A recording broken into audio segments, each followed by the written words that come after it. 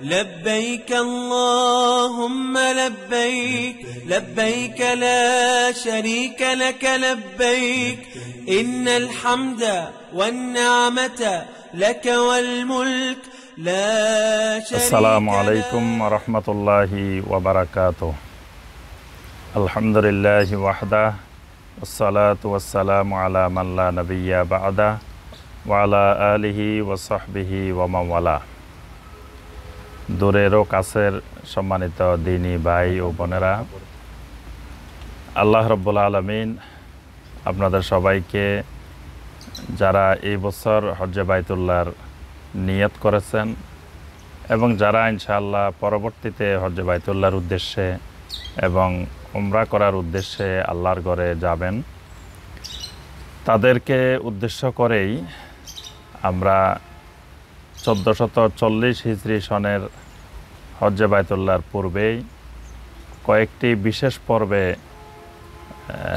আমাদের বাংলাদেশি ভাই ও বোনেরা হজের ক্ষেত্রে উমরার ক্ষেত্রে যে সকল ভুল ত্রুটি করে থাকেন, সে সকল ভুল ত্রুটিগুলো সম্পর্কে সতর্ক করার উদ্দেশ্যেই আপনাদের সামনে আমরা ধারাবাহিকভাবে কয়েক পর্বে কিছু ভুল ত্রুটি উল্লেখ করব ইনশাআল্লাহ।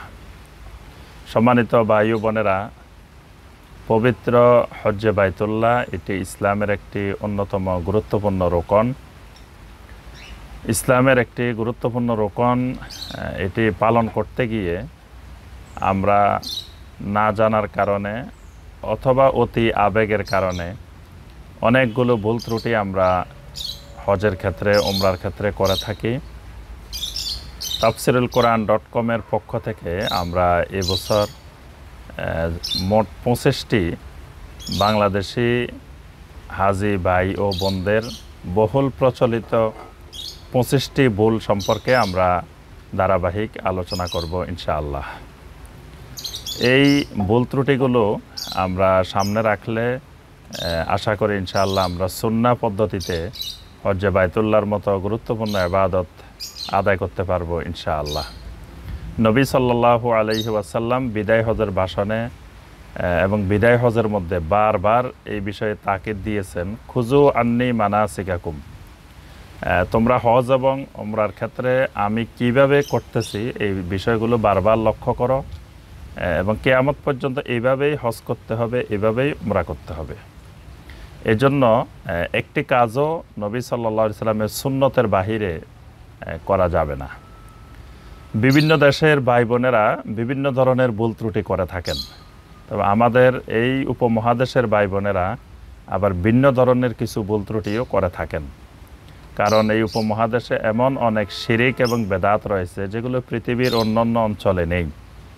এই অঞ্চলের মানুষ কবরের প্রতি বেশি আগ্রহী, কবর পূজার প্রতি, কবরকে সাজদা করা, এই চেতনাটা, এই অভ্যাসটা আমাদের এই অঞ্চলের ভাই বোনদের বেশি থাকে। এজন্য সেখানে গিয়েও এই বরকত লাভের বিশ্বাস, এরকম বিভিন্ন ধরনের বিশ্বাস, আবেগ, এগুলোর কারণে ভুলগুলো হয়ে থাকে। সম্মানিত ভাই ও বোনেরা, আমরা এক একটি পর্বে 3টি করে ভুল আমরা আলোচনা করব ইনশাআল্লাহ। এই হিসাবে আমাদের 25টি ভুলে 8টি পর্বে ইনশাআল্লাহ আমরা আলোচনা করার চেষ্টা করব। তো আজকে প্রথম পর্বে আমরা যে 3টি ভুল আলোচনা করব ইনশাআল্লাহ। প্রথম ভুলটি হলো যে বেশি বয়সে অথবা বিলম্ব করে হজ ও উমরা করা। এটি আমাদের এই অঞ্চলের, এই দেশের, এই এলাকার ভাই বোনদের ক্ষেত্রে বড় ধরনের একটি ভুল। আল্লাহ রসুল সাল্লাল্লাহু আলাইহি ওয়াসাল্লাম হাদিসে ইরশাদ করেছেন, মান আরাদাল হাজ্জা ফালিয়াতাআজ্জাল, যে ব্যক্তি হজের ইচ্ছা করে সেই যেন হজ তাড়াতাড়ি আদায় করে, হজের ক্ষেত্রে যেন বিলম্ব না করে। কিন্তু আমাদের সবার একটি স্বাভাবিক নিয়ম হয়ে গিয়েছে যে আমি হজ করতে হলে আমার বয়স অনেক হইতে হবে, ছেলে মেয়ে বিয়ে শাদী দিতে হবে এবং লেনদেন, ব্যবসা বাণিজ্য, চাকরি বাকরি এগুলো থেকে মুক্ত হয়ে যেতে হবে। এগুলো করতে গিয়ে আমরা অনেক বিলম্ব করে ফেলি। হজ ফরজ হওয়ার পরেও বিলম্ব করা এটি একটি বড় ধরনের ভুল। কারণ আল্লাহ রাব্বুল আলামিন কার মৃত্যু কখন নির্ধারণ করেছেন, কখন মৃত্যু হবে এটা আমরা কেউ জানি না। যত তাড়াতাড়ি সম্ভব আদায় করে নেওয়া হজ এবং উমরা এটাই হলো উত্তম। এক্ষেত্রে কেউ কেউ বলে থাকেন যে এখনও হজ ধরে রাখার বয়স হয়নি, এই জন্য যুবক বয়সে অনেকে হজ করতে চান না, যে এখনও হজ ধরে রাখার বয়স হয়নি। তো হজ ধরে রাখার যখন বয়স হয়, অর্থাৎ হজ ধরে রাখার বয়স বলতে আমরা বোঝাতে থাকি যে একেবারে বৃদ্ধ বয়স 60-65 পার হওয়ার পরে আমাদের হজ ধরে রাখার বয়স হয়। কিন্তু হজের কার্যক্রম আসলেই কষ্টকর। এই কষ্টকর কাজগুলো যুবক বয়সে না করলে বৃদ্ধ বয়সে সঠিকভাবে এই কাজগুলো করা সম্ভবপর হয় না। হজের এক একটি রোকন, এক একটি ইবাদত, এটি অবশ্যই শারীরিক কষ্টের কাজ। তো এক্ষেত্রে অনেক কষ্টকর হয়ে যায় এবং সঠিকভাবে সুন্নাহ অনুযায়ী এই হজের কাজগুলো আদায় করা যায় না। এজন্য সম্মানিত ভাই ও বোনেরা, আমরা যাদের উপরে হজ ফরজ হয়েছে এবং যাদের উমরা করার মতো সামর্থ্য রয়েছে, তারা হজ এবং উমরার ক্ষেত্রে আমরা বিলম্ব না করে যত দ্রুত সম্ভব আমরা নিজেদের হজ, ফরজিয়ত হজ এবং উমরাকেও অনেক উলামায়ে কেরাম ফরজ বলেছেন, কেউ কেউ ওয়াজিব বলেছেন। কারণ আল্লাহ পাক একই আয়াতে হজ এবং উমরার নির্দেশ দিয়েছেন, ওয়া আতিম্মুল হাজ্জা ওয়াল উমরাতা লিল্লাহ, তোমরা আল্লাহর সন্তুষ্টির উদ্দেশ্যে হজ এবং উমরা করো। এখানে হজ এবং উমরা একসাথে আল্লাহ রাব্বুল আলামিন বলছেন, এজন্য উমরারও অবশ্যই গুরুত্ব রয়েছে। এজন্য আমরা যখনই আল্লাহ পাক আমাদেরকে সামর্থ্য দিবেন, সাথে সাথে আমরা করে ফেলার চেষ্টা করব। এই ভুলটি আমরা করব না যে আমার হজ ধরে রাখার বয়স হয় নাই, বা আমার ছেলে মেয়ে বিয়ে শাদী দিই নেই, বা আমার চাকরি বাকরি ব্যবসা বাণিজ্য থেকে মুক্ত হই নেই। হজ করার আগে যা হালাল, যা বৈধ, এটা হজের পরেও বৈধ। ব্যবসা বাণিজ্য হালালভাবে এটা হজের আগে যেমন বৈধ, হজ করার পরেও আমরা করতে পারি, কোনো অসুবিধা নেই।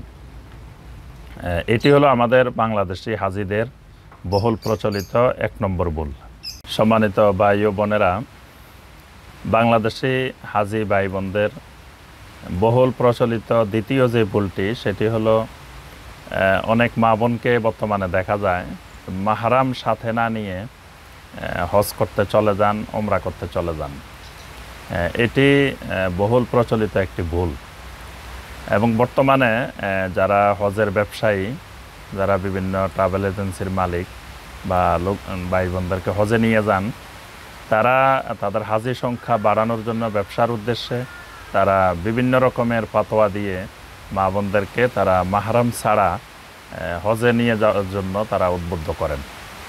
কিন্তু একজন মহিলার হজ ফরজ হওয়ার যে শর্তাবলী রয়েছে, এর মধ্যে একটি অন্যতম শর্তই হলো যে ওই মহিলার সাথে মাহরাম সাথে থাকতে হবে। মাহরামবিহীন তার উপরে হজই ফরজ হবে না। আল্লাহ রাসূল সাল্লাল্লাহু আলাইহি ওয়াসাল্লাম স্পষ্ট করে বলছেন, লা তুসাফিরিল মারআতু ইল্লা মা'a জি মাহরামিন, মাহরামবিহীন যেন কোনো নারী কোনো সফরে বের না হয়। আর হজের সফর এটি তো অত্যন্ত মোবারকময় একটি সফর, এবং যেই সফরে এমন কিছু কার্যক্রম করতে হয় যেখানে অবশ্যই মাহরামের প্রয়োজন রয়েছে। কোনো কারণে বিমান বিলম্ব হলো বা অন্য কোনো দেশে চলে গেল, অন্য কোনো দিকে চলে গেল, সেখানে অবশ্যই তার মাহরামের প্রয়োজনীয়তা রয়েছে। এরপরে মিনা, আরাফাত, মুজদালিফায় যখন তারা আরাফাত থেকে মুজদালিফায় আসেন, মুজদালিফা থেকে মিনায় আসেন, মক্কায় আসেন, এই সফরগুলো খুবই কষ্টকর। আর এই কষ্টকর সফরগুলোতে যদি মাহরাম সাথে না থাকে, তাহলে তাকে সহযোগিতা করার জন্য তিনি অন্য কোনো পুরুষের দ্বারস্থ হন, যেটা মোবারকময় সফরে গিয়ে তার জন্য গুনাহের কাজ।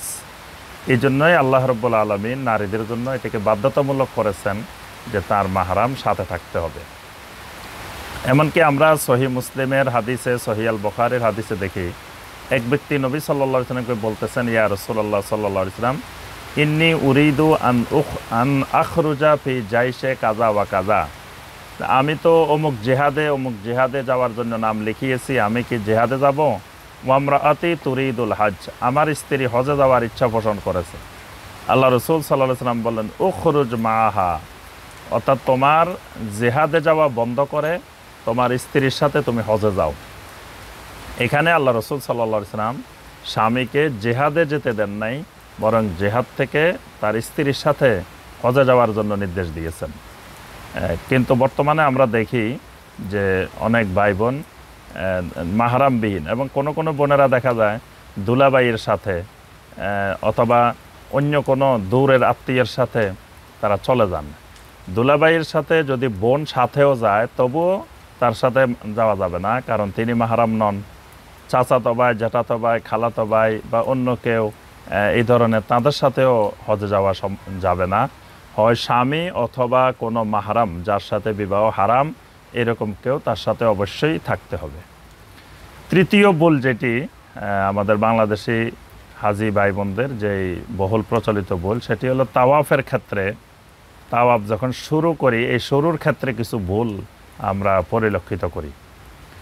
তাওয়াফ শুরুর সুন্নাহ পদ্ধতি হলো হাজরে আসওয়াদ বরাবর গিয়ে হাজরে আসওয়াদের মধ্যে চুম্বন দিবে। প্রথম হলো চুম্বন দিবে, হাজরে আসওয়াদকে ধরে চুম্বন দেওয়া। কিন্তু অত্যাধিক ভিড়ের কারণে এটি সম্ভব হয় না, বর্তমানে এটি অসম্ভব বিষয়। যদি কেউ হাজরে আসওয়াদ চুম্বন করতে না পারেন তাহলে তিনি লাঠি অথবা হাত দিয়ে হাজরে আসওয়াদকে তিনি স্পর্শ করবেন। স্পর্শ করে ওই হাতের মধ্যে অথবা লাঠির মধ্যে তিনি চুম্বন দিবেন। এটিও বর্তমানে প্রায় অসম্ভব বিষয়। তৃতীয় পদ্ধতি হলো দূরের থেকে তিনি যেখানে অবস্থান করবেন, হাজরে আসওয়াদ বরাবর যে সবুজ বাতি রয়েছে এই বরাবর যে কোনো স্থান থেকে ডান হাত উত্তোলন করবে হাজরে আসওয়াদের দিকে। ডান হাত উত্তোলন করে বিসমিল্লাহি আল্লাহু আকবার বলে তাওয়াফ শুরু করবে। এই ক্ষেত্রে যখন হাজরে আসওয়াদ চুম্বন দিতে পারেন নাই বা স্পর্শ করতে পারেন নাই তাহলে তিনি কোনো অবস্থায় হাতে চুম্বন দিবেন না। কিন্তু আমাদের বাংলাদেশি ভাই বোনদের অনেক ভাই বোনকে আমরা দেখি যে দুই হাত তুলে বিসমিল্লাহি আল্লাহু আকবার ওয়ালিল্লাহিল হামদ একবার, দুইবার, 10 বার, 20 বার বলতেই আছেন, আর বারবার চুমো দিতে আছেন, বারবার চুমো দিতে আছেন। এই যে তাওয়াফ শুরু করার ক্ষেত্রে এই ভুলটা, এটা বহুল প্রচলিত একটি ভুল। না জানার কারণে, আবেগের কারণে অনেকে এই কাজটি করে থাকেন, যেটা সুন্নাহ পরিপন্থী। এখানে কোনো ব্যক্তি যদি দূরের থেকে হাজরে আসওয়াদকে ইশারা করেন, হাত দিয়ে ইশারা করেন, এই ইশারার মাধ্যমে সে কিন্তু হাজরে আসওয়াদ চুম্বনের ফজিলত সে পেয়ে যাবে। সুবহানাল্লাহ। মানে তার অত্যাধিক ভিড়ের কারণে সে চুম্বন দিতে পারে না বা স্পর্শ করতে পারে না, দূরের থেকে ইশারা করেছে, এই ইশারাটাই তার চুম্বনের জন্য যথেষ্ট। এই জন্য এই তাওয়াফের শুরুতে আমরা যখন হাত দিয়ে ইশারা করব, হাত তখন আর চুম্বন দেওয়া যাবে না। এই চুম্বন দেওয়াটা বেদাত, সুন্নতের খেলাফ। এই জন্য শুধু ইশারা করেই বিসমিল্লাহি আল্লাহু আকবার বলে আমরা তাওয়াফ শুরু করব। সম্মানিত ভাই ও বোনেরা, আমরা এই 3টি ভুলের দিকে লক্ষ্য রাখার চেষ্টা করব। আল্লাহ রাব্বুল আলামিন আমাদের সবাইকে সুন্নাহ পদ্ধতিতে হজ এবং উমরা করার তৌফিক দান করুন। আমিন।